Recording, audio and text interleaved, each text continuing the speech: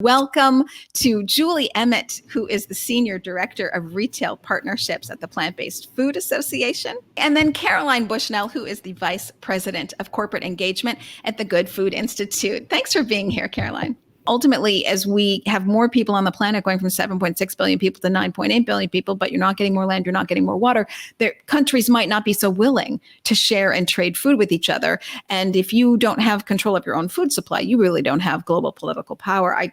That to me seems like if I were a politician, I would be on top of that. So, I look at Israel and I see that beautiful triangle that they have between government, education, their larger educational institutions, and entrepreneurs. And we're not really forming that here. And I wondered if either of you would like to comment.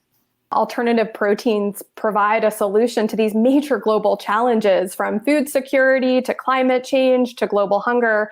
These are the things that governments, exist to address. So we do expect that we will see more government investment in alternative proteins, and do hope that model that you just spoke about is replicated in more countries, as this is such a pressing issue. And it's a focus area for GFI right now, really calling on the US government to put more investment into research and development in alternative proteins. And there's some promising indicators there. So you mentioned Israel, but there's several other countries that have already put millions into these technologies and do largely look at this from a food security standpoint. We are calling on the government to do that, and our policy team is starting to see some interest from several U.S. policymakers that they are working with on this front, both at the state and the federal level.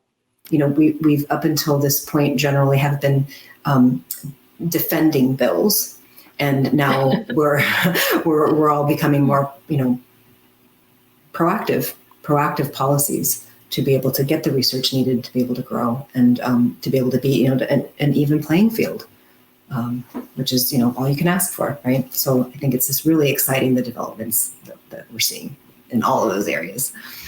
Yes, and it is such a large conversation that it's an existential one, really. I was speaking at the UN Global Leaders Summit recently, the Global Compact Leaders Summit recently, about farmers and how plant-based foods can be a solution for them, as well as we look for better opportunities to farm and more opportunities for farmers and more equity in the whole food process. So, one of the strange stats is that the people who actually make our food, globally around the world, who are picking the food, et cetera, they're the people who have the least access to food. So there's this whole inequity throughout the food system globally, I'm speaking. So it was exciting to speak there, and it's exciting that they were open to hearing about how plant-based could be a solution. So exciting times in that people are starting to open up to the message in a way. Even a year ago, I was having trouble having these conversations with people. And now you see something like